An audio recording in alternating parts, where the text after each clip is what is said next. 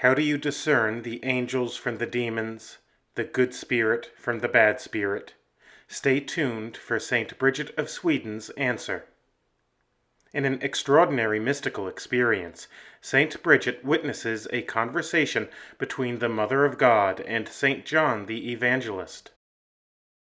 This heavenly vision provides 7 signs that identify the good spirit, along with 7 sides that reveal the bad spirit. Virgo Potens presents Prophecies and Revelations of St. Bridget of Sweden, Book 4, Chapter 23. John the Evangelist said to God's Mother, "Hear me, Virgin and Mother of one Son, not several sons, Mother of the only begotten Son of God, the Fashioner and Redeemer of all things. Listen, I say, as you surely do listen, to how this man has been deceived by the devil, how he is struggling to obtain something impossible, and how in what matters he has been instructed by the spirit of lies, how far he has removed himself from God in his sheep's clothing, but with his lion's heart. I taught that there are 3 who bear witness in heaven and on earth, the Father, the Son, and the Holy Spirit. The evil spirit, however, bears witness to this man that he has become completely holy. Yet the Father does not strengthen him with his power, nor does the Son visit him with his wisdom, nor does the Holy Spirit inflame him with his love. That is no wonder, for he aspires to power against the power of the Father. He wants to be wise against the wisdom of the Son. He is inflamed, but not as the Holy Spirit sets aflame. So ask your Son either to take him away soon, so that no more souls may be lost, or to humble him quickly for his errors." The mother answered, "Hear me then, Virgin, though you are male and not a female person. You are the one whom it pleased God to call away from the world through the easiest of deaths after my own. Indeed, it was as though I had fallen asleep when my soul and body were separated, but then I awoke in everlasting joy.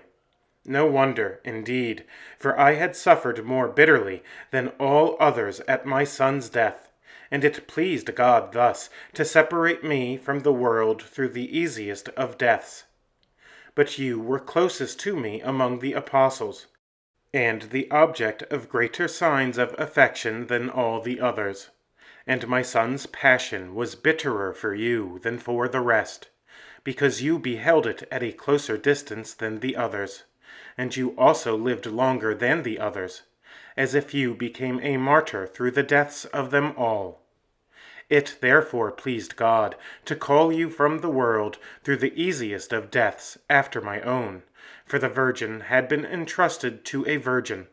Therefore, what you asked for shall be done without delay. My daughter, let me show you what sort of person this man is of whom we are speaking.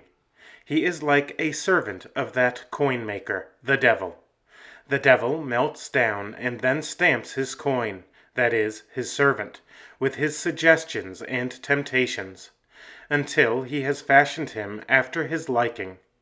Once he has corrupted and twisted a person's will toward the pleasures of the flesh and the love of the world, he then impresses his image and signature on the person, and it becomes apparent enough from external signs who it is whom that person wholeheartedly loves.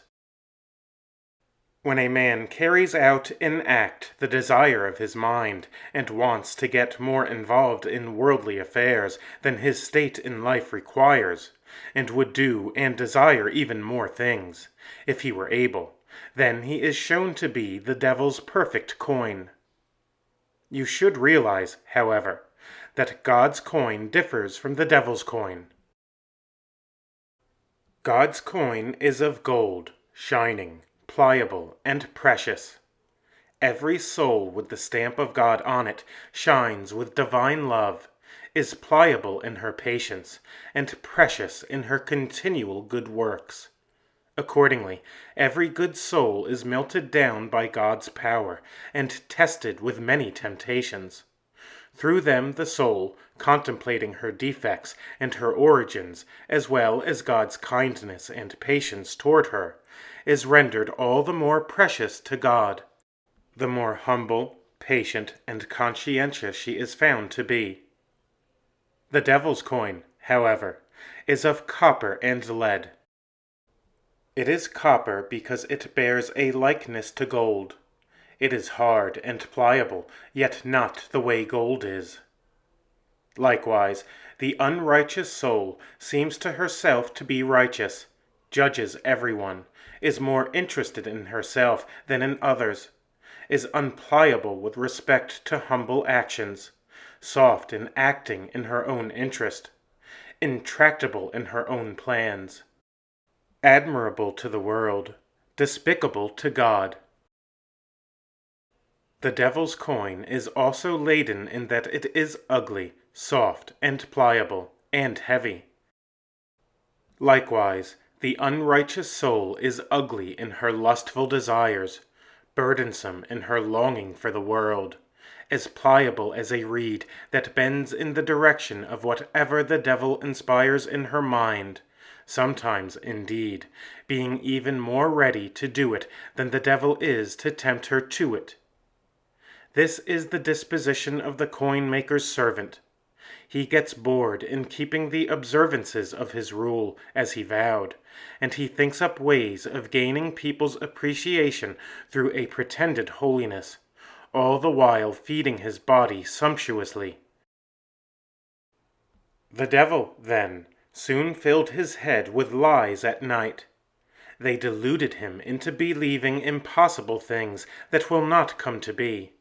Instead, his life will be cut short, and he will not obtain the honor for which he so longs.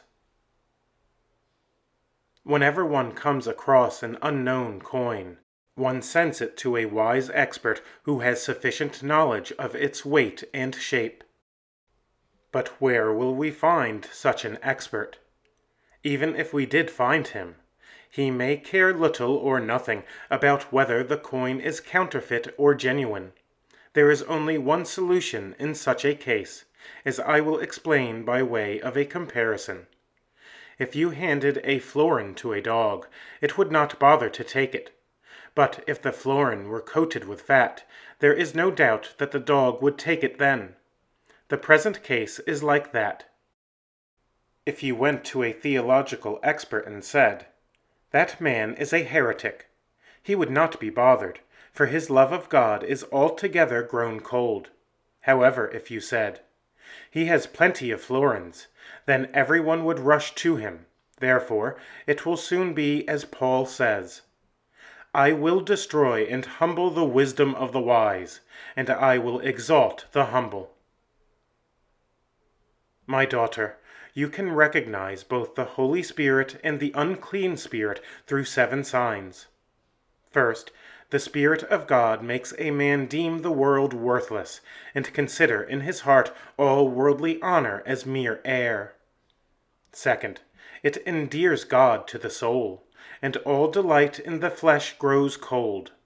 Third, it inspires him to patience and to glorifying only in God. Fourth, it stimulates the mind to be loving and compassionate with one's neighbor and even with one's enemies. Fifth, it inspires him to all kinds of abstinence, even from licit things. Sixth, it makes him trust in God in the midst of hardships, and even to glory in hardships. Seventh, it gives him the desire of wanting to depart and to be with Christ, rather than to prosper in the world and become soiled. The evil spirit has 7 effects to the contrary. First, it makes the world seem sweet, and heaven distasteful.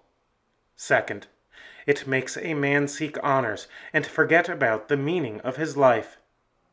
Third, it arouses hatred and impatience in the heart. Fourth, it makes him bold toward God and obstinate in his own plans. Fifth, It leads him to make light of his sins and to make excuses for them. Sixth, it inspires in him frivolity of mind and every carnal impurity. Seventh, it inspires in him the hope of a long life and a feeling of shame about going to confession. Guard your thoughts carefully, then, so that you do not get deceived by this evil spirit. Explanation. This was a priest of the Cistercian order who, after 18 years of apostasy, repented and returned to the monastery. He said that it was impossible for anyone to be damned, and denied that God spoke with anyone in this world, or that anyone could see the face of God prior to God's judgment.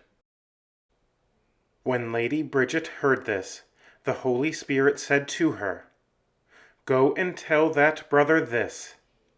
Brother, you do not see as I do how the devil still keeps your mind and tongue tied even in your old age. God is eternal, and his reward is eternal. Therefore, return quickly and wholeheartedly to God and to the true faith. For you will assuredly not get up out of this bed, but die. However, if you believe, you will be a vessel for God's honor." He was reduced to tears and thanked Lady Bridget, and he reformed his life so perfectly that, when his brothers were called together at the hour of his death, he told them, "O my brothers, I am assured that God, all-merciful, has accepted my contrition, and will grant me pardon. Pray for me, because I believe everything that the Holy Church believes." Then, after having received God's sacraments, he passed away.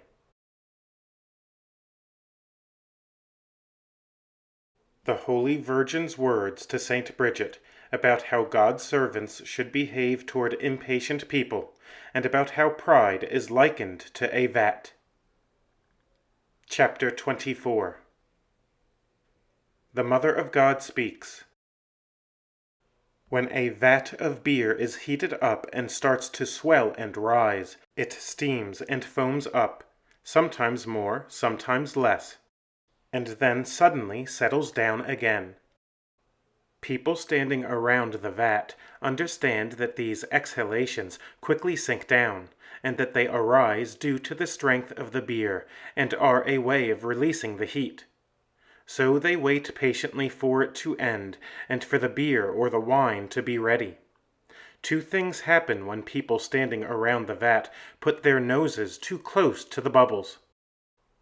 They suffer either a violent sneezing or a bad headache. It is the same in the spiritual life. It sometimes happens that some people's hearts swell and rise due to the pride and impatience of their minds. When virtuous men see such a swelling up, they understand that it proceeds either from spiritual instability or carnal motives. Therefore, they put up patiently with that person's insulting words and look toward the end, knowing that the calm follows the storm, and that patience is stronger than a besieger of cities, since it conquers the man within, which is the most difficult thing to do. There are, however, those who are overly impatient, and they repay insult for insult, paying no attention to the glorious reward of patience, nor to the contemptibility of worldly favor. These people incur an illness of mind due to their impatient temptations.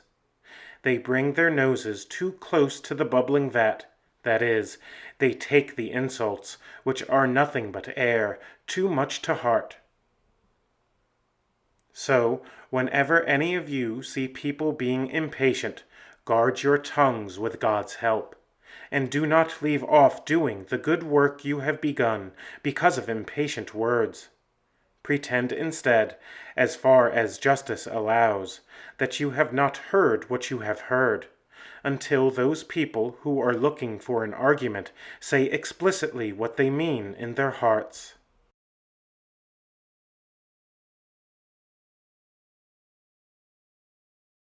Welcome to the Virgo Potens YouTube channel. If you enjoy this video, give it a like. I also invite you to subscribe to this channel so that you won't miss new content. Please prayerfully consider supporting my work by becoming a patron of Virgo Potens on Patreon and/or by buying one of my books. My ebooks are available on Amazon as well as on the Apple Bookstore.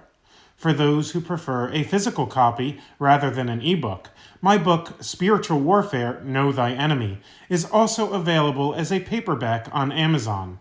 If you are interested in making a one-time contribution, I suggest that you do so by simply buying one of my books. I am thankful for your support. Links to Patreon and to my books will be posted in the comments section of this video. The continuation of this work isn't possible without you.